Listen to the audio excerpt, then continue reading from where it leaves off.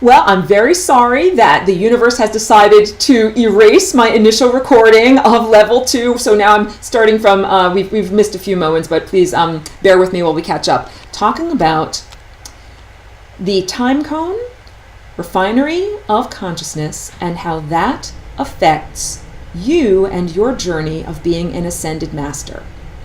This is a very uplifting teaching because I want you all to know that you all have the potential to be an ascended master. Let me just fix my computer screen. Here we go.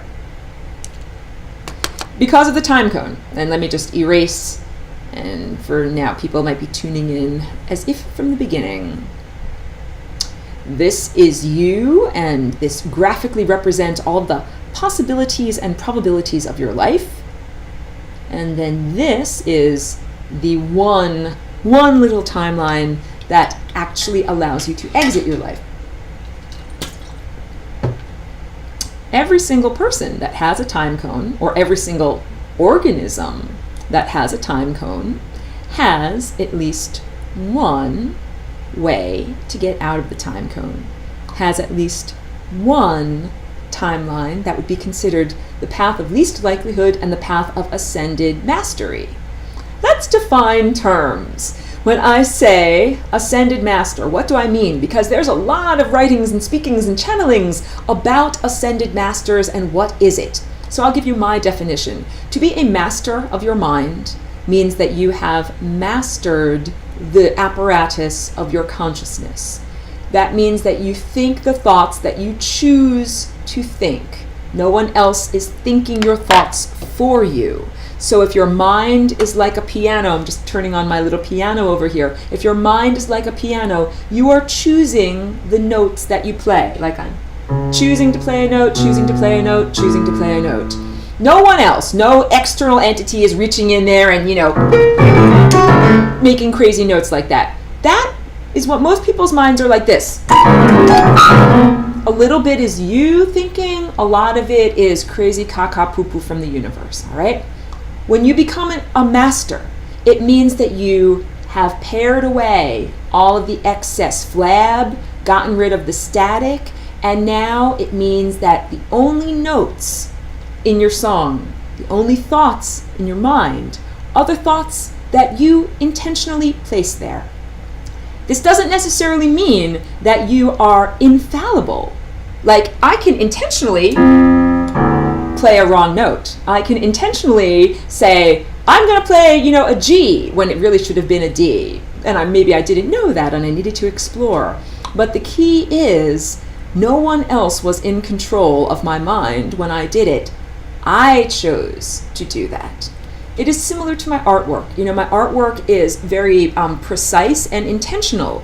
And all of the colors and shapes and paint that are on a painting are there on purpose. There's really not, sometimes there might be a drip or something that's damaged, but like some artists like Jackson Pollock created entire pieces of artwork that were all about chance and the universe working through the paint and, the paint doing its own thing. And my artwork is not like that. My artwork is very intentional. And this is what I'm talking about when I talk about the mind of a master. And I will also tell you, I have mastered my mind. This is not hyperbole either. It's like saying I have run 26 miles. I trained to do it, and then I did it. Mastering your mind is very similar to being a marathon runner. You don't just get up and run a marathon one day with no training. You have to train consistently, and you have to cultivate yourself in order to be able to do it. What does it involve? A lot of self-observation and a lot of unconditional love, because the way that I got rid of the external entities that are like, trying to put crazy things into my brain, the way that I did that was with love. Love is this universal solvent that can dissolve these beings that want to put in distracting information, and love is also what we use to power our Merkaba and to create the, rotating, spinning fields of energy that deflect any unwanted, undesired, unloving thoughts. Being a master means that if caca poo-poo gets in, it gets vibrated away almost instantaneously. Like, when those external entities try to shoot negativity into my mind, at this point, my Merkaba is spinning so coherently that it deflects that energy very easily. It becomes easier the more you do it. The first time you run a marathon, very challenging. But guess what? After you do it one time, you have created the capacity to do it, and you can do it again and again and again, and it gets easier and you do it faster. Same thing with creating your Merkaba, which is or whatever tool you use to protect and shape your consciousness. In the beginning, it's very difficult. It's like, oh, one foot in front of the other. Oh, this takes a very long time. This is very arduous and difficult. But as you gain momentum, it gets easier. So as your chakras begin to spin at a faster rate, and when I say these are your chakras, they are spinning at a faster rate. As they begin to spin, the refinery process happens faster. So it's like maybe at first you could only process 10 units. And then after a year, maybe you could process 100 units. And then maybe after another year, you could process 1,000,000 units. So this has to do with how fast is your energetic metabolism. At this point, my energetic metabolism is fast. And what that feels like is, if someone says something to me that is intentionally hurtful or insulting or whatever, I perceive it. As the attack is coming, I perceive it.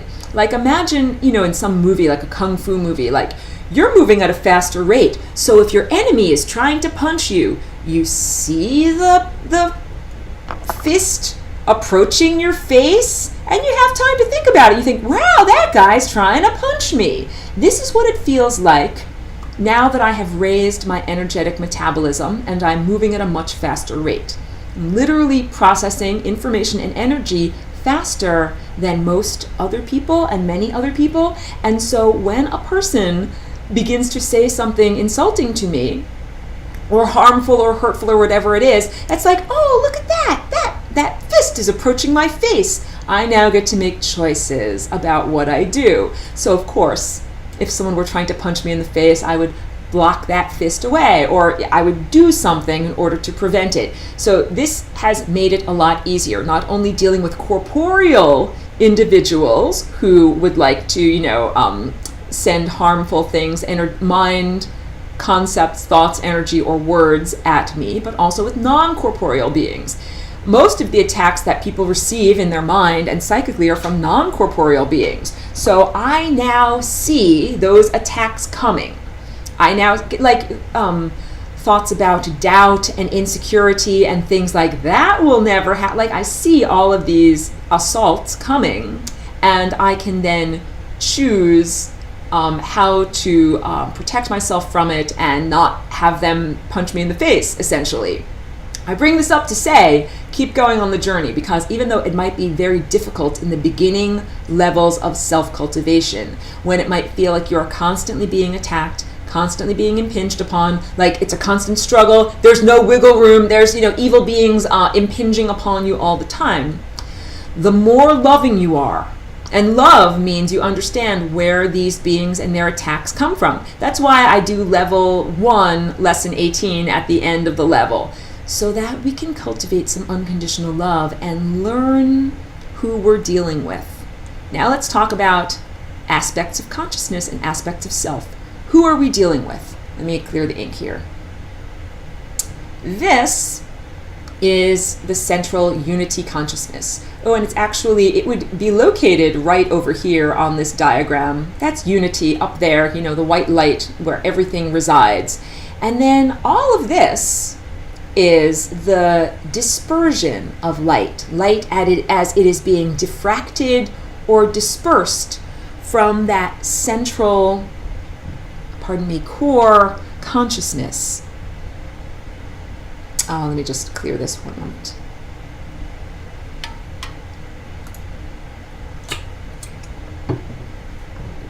As that unity consciousness separates out and becomes these emanations, there are perturbations or distortions that occur. So I know I mentioned like a moment or so ago that Satan actually has some positive personality characteristics. However, they have gone awry, and they have usurped essentially a lot of the physical realm. Cardamom is a very interesting spice, a very interesting taste. It's great in small quantities, but I'm telling you, if you put too much of that on your meal, the entire thing will be inedible. Same thing with any spice. Pepper, paprika, cayenne, anything. In tiny amounts, delicious. In too large of an amount, overwhelming and possibly even toxic. The universe has personality characteristics. They are all emanations of the central personality. I want to say person. They are all emanations of the central entity of consciousness. And we are all miniature fractal emanations of that great entity, and we contain a recipe that contains and reflects what's in that great entity. But we don't contain all of it, and we contain different proportions, and there's different characteristics. So if the entity that is unity consciousness is up here, and let's say it contains, a little bit of purple and a little bit of green and a little bit of red. It contains all of those colors in it. And when it emanates those colors outward, each person has a different proportion of the colors in them. So let's say this, let me draw a little stick figure. Yeah, let's draw another person over here so that we can contrast. Let's say this guy has a lot of purple, and this guy only has a little tiny dot of purple. And let's say this guy has a lot of red, and this guy only has a little tiny dot of red. But now let's say that this guy only has a little tiny dot of green, and this guy has a lot of green. And these are representing different personality characteristics. A characteristic might be something like loving kindness, being gentle and compassionate towards others, or aggression, being violent towards others. And although these might seem like aspects of consciousness that are diametrically opposed, they're both valid and valuable, and we need to have them in our repertoire to be able to deal with the world. Sometimes you might meet a circumstance that will require aggression, and aggression can serve. But if there's too much aggression, then it means that a lot of other things can't happen because it's out of balance. Like a society that is all about 100% aggression, you would never have a collaborative art project because you're always busy trying to machete each other to death. So certain art projects would never happen under those circumstances. This refinery of your chakra system and the timelines that I'm talking about here, the process of refining your consciousness through timelines, is all about figuring out the ideal recipe for personality characteristics. When I draw the time vortex up at the top, like this,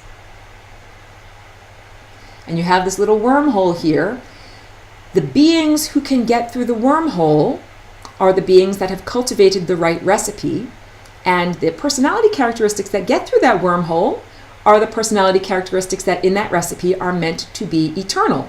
So let's say this is an eternal amount of purple, this is an eternal amount of green, and this is an eternal amount of red. That's how much should get through when this entity leaves that layer of reality. We are all refining our consciousness. What determines whether you hit the membrane of death and need further recycling, or whether you exit the wormhole? I love that movie Groundhog's Day with Bill Murray. I talk about it all the time, or refer to it often. It's funny, and it also has deep spiritual truth. And in that movie, Bill Murray started out as this person who really needed to be refined and developed on a soul level. And as he went through these iterative life experiences, he dissolved away the aspects of his self that weren't true and eternal. So he had aspects of his self that were not eternal. They wanted the quick fix. They were not respectful of other people. They were not loving. And the whole idea is like, if you're looking for the quick fix, like I will kill you over there so that I can take all your money and have as much money as I want. That's a very short, quick fix, because eventually you'll have to deal with the fact that you have murdered someone in order to get the money that you wish for. There are people that are still, they haven't gone through those experiences, so they do not recognize the inefficacy of murder or stealing, or basically these are going against boundaries. Every time you go against boundaries and you have to learn the lesson, I went against someone else's boundary and it didn't work out well and it didn't help, so I'm not going to do that anymore. And this matters because we are all one entity. We're all this unity consciousness. We are all, here, right up here, unity consciousness. We are all that.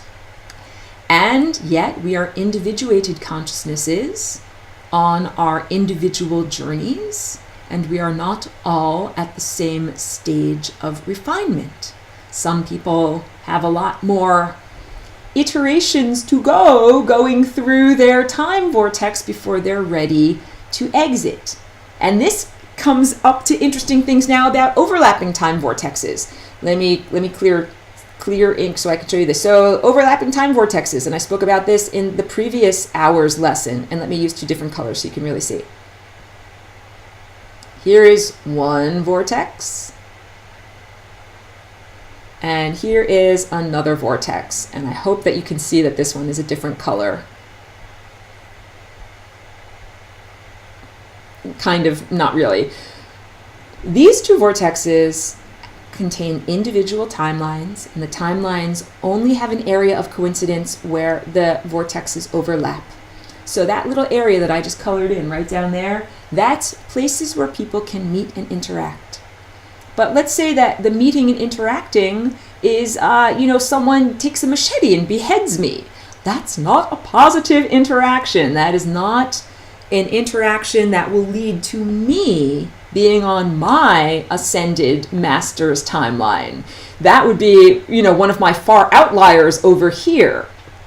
So someone's going to eventually draw the logical conclusion that I'm hoping that you're going to draw in this class, which is that all ascended masters' timelines overlap. And that's called heaven. All right? So now I'm going to draw this all out, and I hope that it's making sense. Ascended master's timeline, and here's the membrane of death. And here's all the versions of yourself that are not quite an ascended master. Here's a different person's timeline, time vortex, all right? And there's their membrane of death, and this is their ascended master timeline. Their ascended master timeline totally overlaps with your ascended master timeline. Essentially, all of these life experiences, all of these individual time cones, are people going around the edge, around the edge, around the edge, around the edge, until they finally get into the middle. And when you get into the middle, you have the overlapping experience with everyone else who also got into the middle, and that is the next level of reality. And it is where all of the ascended masters live or coincide. Coincide literally, like a line that overlaps with another line, they coincide, the area of coincidence. This is literally the area of coincidence of all ascended masters. And all ascended masters are not interchangeable. They have different flavors. They have different personality characteristics. They have different recipes of their different personality characteristics. And the conclusion that we may draw from that is that even though this is the wormhole up here, same wormhole, but it might require different personality characteristics to get through that wormhole dependent upon which life you are experiencing. So, for this central ascended master line, one of those ascended masters was Buddha. And maybe his recipe was like this much purple, this much green, and this much red. All right? Now let's do another ascended master, and let's say, Jesus or Saint Germain. Maybe they had this much purple, and maybe they had this much green, and maybe they had this much red. And that made it through the wormhole also. So it is like saying that the universe is a refinery of consciousness. The universe is a forum within which consciousness is exploring itself, and that the universe is refining consciousness to contain certain personality characteristics and contain them in the right proportions. So when I mentioned Satan, Satan had the personality, or has the personality characteristic of deciding to not listen and strike out on its own. If this is unity consciousness, this is Satan saying, you know something? I don't want to be here with God and unity anymore. I want to know what happens when I'm not here, when I'm somewhere else.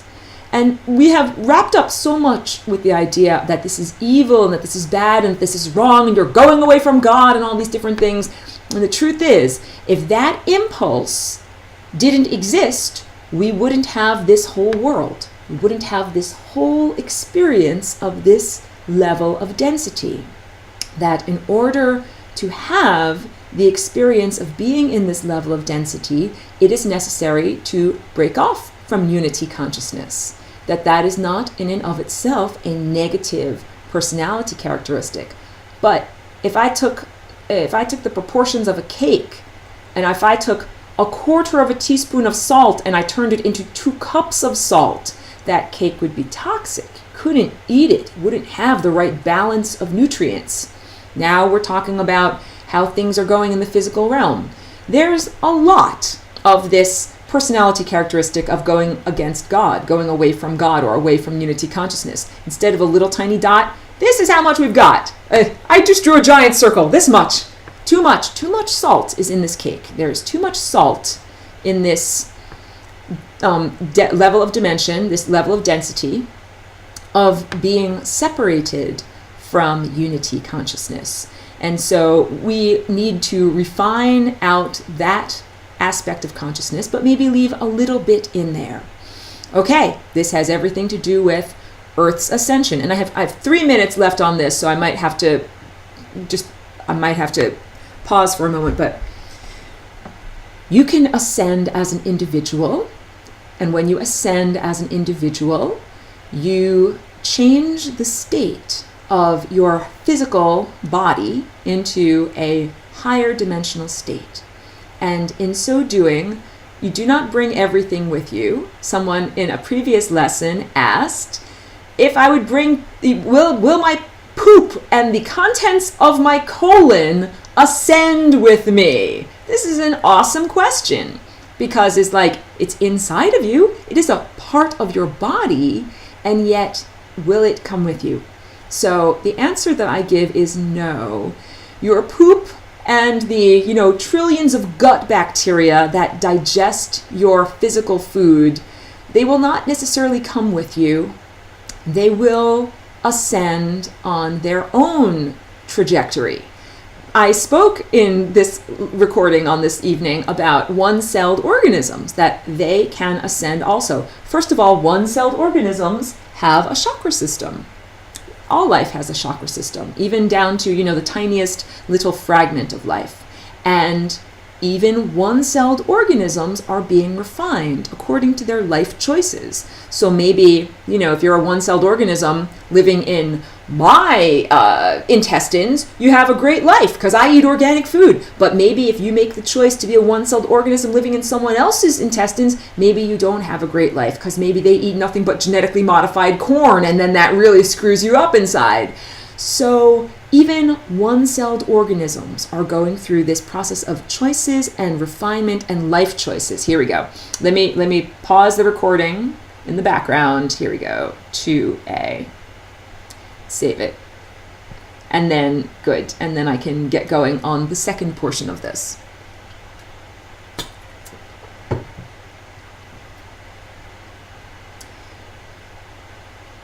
Cool. Okay, back to it. We are talking about making life choices. Let me just pull up some pictures here.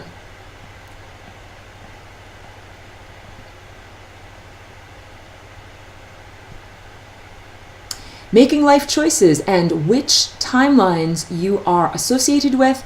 And let's also draw a distinction between ascended mastery and mastery. Like I unabashedly, outed myself and I said, I'm a master in that I have mastered my mind, like I ran a marathon. However, I cannot call myself an ascended master. And any corporeal being that calls themselves an ascended master, send them to me, because you're not ascended if you are still in the physical realm. If you can still talk to a person or point to them or poke them in the face, they're not ascended.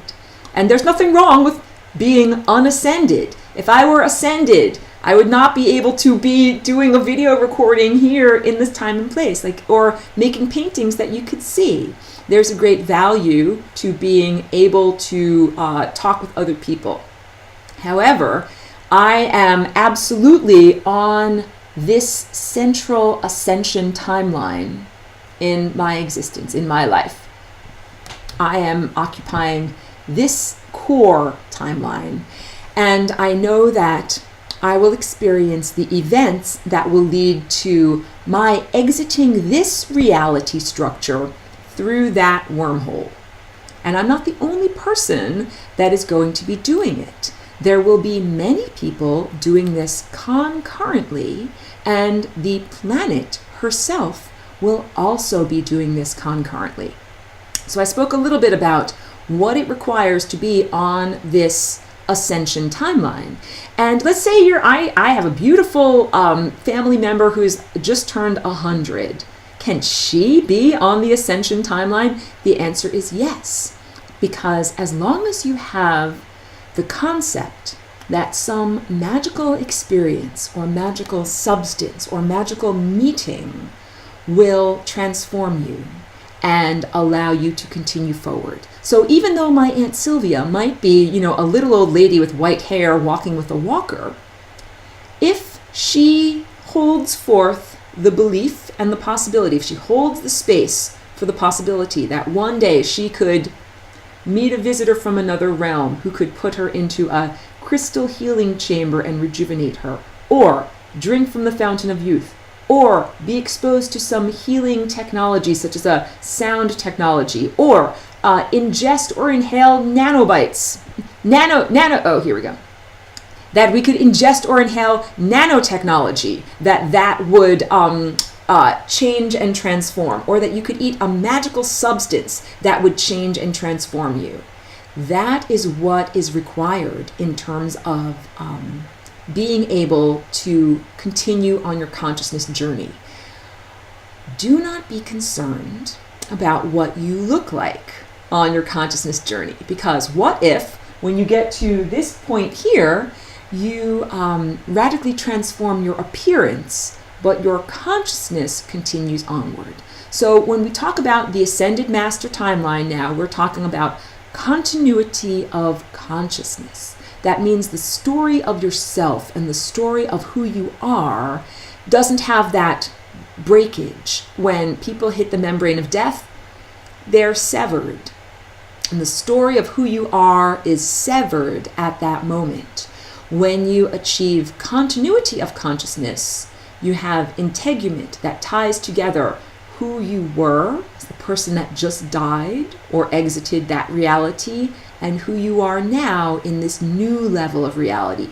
So let's say, this is a very crude example, the example of a brain transplant. The idea that you can cut open a brain, pop it out, and stick it in another body.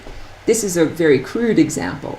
If you did that and stuck it into a new body, theoretically you could live for another 100 years. And then at the end of that, you could cut open the brain and take out the brain and stick it into another body. Seems a bit uncomfortable. Or how about the idea of downloading yourself to a hard drive? Now we're getting there. The idea of taking a recording of who you are as an analog being and actually downloading it to a digital format, which then essentially would be undying, because you would be created as a set, as a code, like just a set of information points that could be translated any place.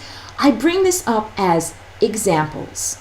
It doesn't really matter what the mechanism is for you to get exit the wormhole or get through there. All that matters is that you have some imagination of something that can happen. This has a lot to do with programming that people have of whether afterlife is real or whether there is nothing there or what you will experience upon death. When I talk about what determines if you are on a timeline that's, at an angle and you're heading towards the membrane of death, or whether you are in alignment, one of the questions is there even a belief in or an understanding of afterlife? So Mike's got a question down in the chat. If I am interpreting correctly, your teaching says that we reincarnate from higher and higher dimensions as we evolve. Other teaching I have seen says we reincarnate from the fifth dimension, or what they call the vibration of the astral plane. Okay. So I would say, and let me just minimize this. There we go. I would say that the astral plane is analogous to this, this membrane of death. I'm highlighting this in green. I hope you can see it. This here. That actual meniscus, that layer, is the astral realm. I spoke about in the previous video conference, but it's not on this, that each one of the last moments of your lives are what makes up that flowing membrane of death. Literally, like, why are you not working? This, if I expand one of these little bubbles, right? Let's say this is your last moment. Here's you. Here's your arms and your legs, and, here's whatever, blood leaking out of your body, and you're dying. That last moment contains, up here, within your mind, everything that you've experienced. And every single one of these circles here is a last moment. Every single one has a little dead you inside of it. And this is important. Like, showing the little dead stick figure is important because this personifies it and helps us to identify with something that is otherwise seen as just an abstract flowing membrane. First of all, like I said, death is not like a grim reaper with a sword that's going to cut you down to take away that, anthropomorphism of it, but death should be personified as aspects of your own consciousness, that every single one of these little dead stick figures is saying to you, don't be like me, make different and better choices. So I would define this as the fourth dimension, and then the fifth dimension as being, or higher dimension as being, the next time cone that you begin to enter into when you exit here, and then you're now at the base of the next time vortex. I would say that is the fifth dimension. So if you have exited this dimension, you have been refined to the point where you don't have to have these life lessons and experiences anymore. You do not have to circulate back around to this birth, this level here. You made it out through here. You are now working on this level. And actually, if I were to draw it more accurately, I'll just clear all the ink here so you can see it. If I were to draw it accurately, here's the first time cone. And you exit here, and then here's the second time cone. It's tiny. It's tiny. It's tiny, tiny, tiny, tiny, tiny. And each subsequent time cone is a refinement within that timeline. I'm not sure if I drew that properly so you can really see it. Here we go. That is now going to be expanded. Here's the view. This is the wormhole. This is the membrane of death. And this is your big fat timeline coming out of the wormhole, okay? And is heading in that direction. When you come out of that wormhole, what you do is you enter another time zone, another time vortex that is shaped like that. That was literally within your ascended master timeline in the previous level. You got as refined as you could in the previous level, but now within your ascended master timeline, there is an ascended master timeline within that timeline. And within that, there is an ascended master timeline within that timeline. And what this is in fractal and ever increasing levels of complexity. What would that be like? you live your whole life as a human, blah, blah, blah, make it through the membrane of death, and now you're a higher dimensional being. What you do now is you look back on your existence of being a human. This was in the movie Interstellar, and I hope that it's coming through, the allegory that they used. Got a question down here. The question is this correct? At death, we go through the membrane and into the negative space, my orange 8-pointed object, and eventually reincarnate by coming back into this time cone. No, you don't have it quite right. Not quite right. Ooh, it can go away. Ooh, what? My goodness, what just happened? Okay, just had to clear that away. You do not actually get into this zone. Can't actually get in there. What is in here is another world. Like, you can't get in there. There's other people doing other things in another direction. It's a different dimension. You don't go in here. Beings that are in here go in here, and they are in their own levels of interaction. Unless we're flying rainbow lasagna, and then we are able to combine the two realities. But what actually happens is I will draw it.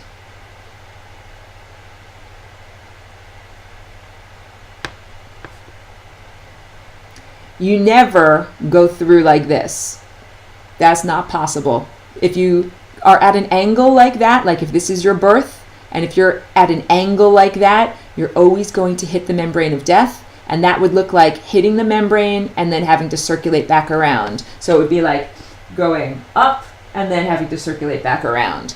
The only way that you can get out of this area that I've just highlighted in green down here, the only way is through the little wormhole that's at the center there. And the way that you do that is by aligning in this direction, or vertically, quote unquote, with that wormhole.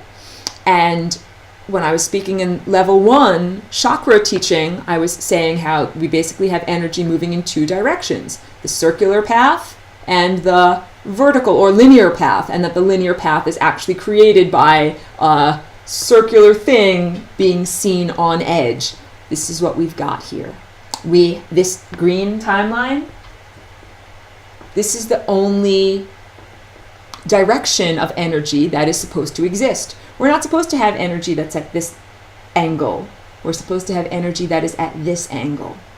When we think about it in these terms, it's much less judgmental.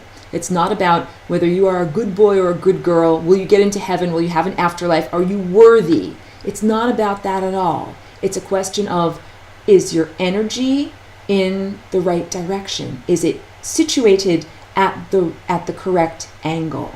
And this is what all of our life choices are all about, getting our chakras to be in the right angle. And that's why it's trial and error. It's done by experience, and not the same personality characteristics are required in the same circumstances to achieve this angle. So if you're born in certain circumstances, you might need to have a little bit more of like a kick-ass attitude in order to achieve this angle. Like the idea that, like, some people who have a disease or a life challenge like polio that makes them limp, they have to be like extra strong and tough in order to get stuff done because they're limping, they're trying to get through. So they have to have that toughness and inner resiliency for them to be on the Ascended Master timeline.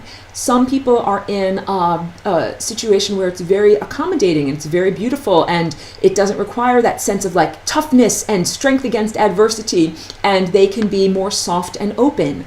So the recipe for your particular personality characteristics that are required for you to get through your wormhole are slightly different than the personality characteristics required of a different person in a different position and a different time and place. But all of these persons and personality characteristics have certain things in common, and that is being in a divine harmony with the patterns of energy in the universe. Because if you're supposed to be on a timeline that's shaped like this or going up and down, and you're at the side angle like this, that's like saying, I'm supposed to be using the C, but instead I'm playing an F.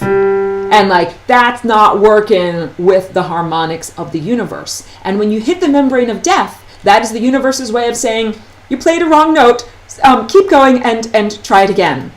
And I see that there's another response to the chat down here. Is that first wormhole we go through the same wormhole for all of us? The same wormhole for all of us. The answer to that is difficult. There is only one wormhole, and there is only one of us. Richard Feynman is a wonderful, or was a wonderful physicist from the 1950s, and he was very eclectic and had a wonderful joie de vivre. So he's worth looking into, Feynman diagrams. But he proposed the idea that there is only one photon in existence, and that one photon has been emitted, and it is going forwards and backwards through time. So it goes through time, has a whole path, and then reverses through time. And then it goes through time and it has a whole different path, and then it reverses back to the beginning. And then it goes through time and has a whole different path. And that what we are seeing as the physical external reality is the overlapping end result of the many, many, countless paths of that one photon. Photon is light, photon is consciousness. I bring that up because Feynman was a scientist, mathematician, physicist who had a spiritual bent. And I am a spiritual person who has a mathematical and science bent, and I know that that is the truth. That there is only one experiencer, one particle of consciousness, and that it is continually going through this process of being refined and then going back to the beginning and having another experience of being refined. So I might be at level 235 of the process of refinement, and you might be at level 5,237 of the process of refinement. And we have different viewpoints because we have had different levels of refinement on the journey, and we are the same person, but we haven't been through the same ordeals. We haven't been through the same difficulties, and we haven't learned the same life lessons. And eventually, all of this, everything that has expanded as consciousness, everything that has been split apart and gone away from God, will rejoin as one. That's why I drew all of those ascended master timelines. All overlap, and all of these ascended master timelines coincide and they meet at the source. This is parallel lines meet at infinity. This is basic perspective drawing and artwork. Here's infinity. Here's parallel lines. This is like this is a road. If you could imagine, this is the, highway going down the road. Parallel lines meet at infinity. And all of these timelines that appear to be individuated, ascended master timelines, they all meet at infinity. And we will all be there together as oneness. But first, we are having the experience of exploring all of this multiplicityness. I'm going to shut up and I'm going to open the floor to questions, or please ask me to further refine and define things that I've been saying. Because I always think, I said this and that, but then I realize I didn't say that clearly enough, and I always think, I understand, but maybe not. And I'm also happy to go over the advanced class Merkaba stuff too, if anybody wants me to, and I don't know if that showed up on the recording. So, do you have any questions or comments about the idea of overlapping ascended mastery, about what it takes for each one of you individually to become an ascended master? Being an ascended master, people are always like, so-and-so is an ascended master, like being a rock star. And essentially what I have said in this recording is that we are all meant to be ascended masters. We are all preordained as ascended masters, but that we have to go through many, many iterations to reach that level. It's inevitable that we will reach that level, but who we are when we reach that level might look very different than who we are here right now. So going through the level of all of the refinement process to get to be an ascended master, during that process of transformation, we might no longer look like a human. You might look like a color or a shape or a texture, or you might turn into a sound. So we must understand that also when people talk about the ascended masters, there's a lot of astral imposters. And when I talk about astral, I'm talking about, the membrane of death, beings that occupy these interstices in here, but that they are not truly higher dimensional beings. And it is necessary to be very discerning when you are interacting with any being that purports to be an ascended master. When you exit the wormhole, what is your life like? This is like that movie Interstellar, okay? What is your life like? You then get to look back at your experience of being submerged within the levels of physical density with the perspective that you currently have. So you get out of your time cone, and all of a sudden you can go back and you can look at your life. You watch yourself experiencing your physical corporeal life, but from the perspective of the higher dimensional perspective. It's not the same as life review, but it is a similar perspective. Being able to see, quote unquote, behind the scenes. And because you are an ascended master and you are looking at yourself, you are allowed to interact. You're allowed to say, hey, go there, do that, improve your life by making this choice. You're allowed to do that. Because this, I talk about interdimensional politics. How come ascended masters interact at all? They should all be purely unconditionally loving beings, and they should say, hands-off policy of the universe. It's a divine universe. I don't have to do anything. It's all set up. I don't have to do or change or fix anything. Essentially, this is what unconditional love and compassion says. It's a hands-off universe. I don't have to do or fix or save or anything. When you get to be an ascended master, it doesn't mean that you have no motivation or no volition or no desire to do things. But your desires become the desires of the divine higher consciousness entity that you are an emanation from. So your desires are suddenly the desires to turn around and help yourself as you are going through this process of refinement. So the ascended masters that we experience in our daily lives, helping us through either, guidance in here or through synchronicities. Many people find nourishment through a song on the radio or reading something that someone, sent. Something shows up in your inbox, in your email, and you're like, wow, I really needed that message from the universe. These are messages from ourselves having transcended our present limitations. In the movie Interstellar, there's two examples of this. One is one of the women, when she's female space pilots, when she's in a spacecraft and is going through the interstices, and she notices there's an entity outside of the window, and she tries to shake hands with it or interact with it. And then later on in the movie, we find out that that was one of the crew members from inside of her. Oh, she was sitting next to him, but that eventually he goes through a wormhole. He's in a hyperdimensional void, and he is outside of their spaceship saying hello to her. These are messages from people who make movies in order to try to program humans with the understanding that we are interacting with ourselves from the future. And what ourselves look like might look different, because you will change and grow and be transformed. And right now we look at the world through our anthropomorphic filter, also known as our indigo chakra. And that means that anyone that I look at through my anthropomorphic filter, as long as you have the same filter as I do, you look like me. So you also look human. So if I look at something like a cat through my anthropomorphic filter, they look non-human. They don't look like me. But let's say I change my filter, and then what is like me also changes. If I change my filter to the filter of a cat, and then I look at Ashley, she will look like me. She will look like human.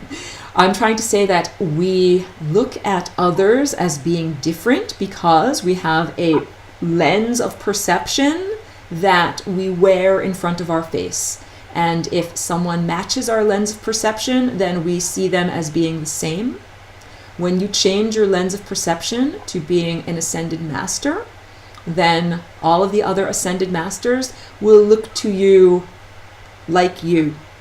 I won't necessarily say like a human, but I will say they will look like you. So it will be taken through the system of interpretation. I don't know if that went too far afield and if that is too confusing. I'm happy to describe it further if it needs more description. Opening the floor to comments and questions. Okay, I have one. Okay. I'm also going to come in there and make salad pretty soon. I'm dying of starvation. But in the basic time cone diagram, Yes. you go essentially up and hit the thing and die. Where do you come back? Where does what happens next until you come back in at the bottom? You circulate back around. So now I'm going to draw a big, exaggerated diagram with this being the membrane of death. So it's like showing the thickness of a piece of paper, but just extremely, extremely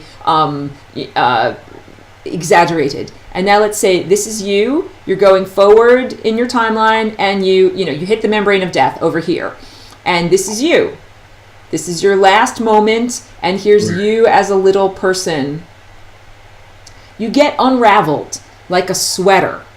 One of your fibers gets pulled and gets unraveled and gets pulled all the way back to here.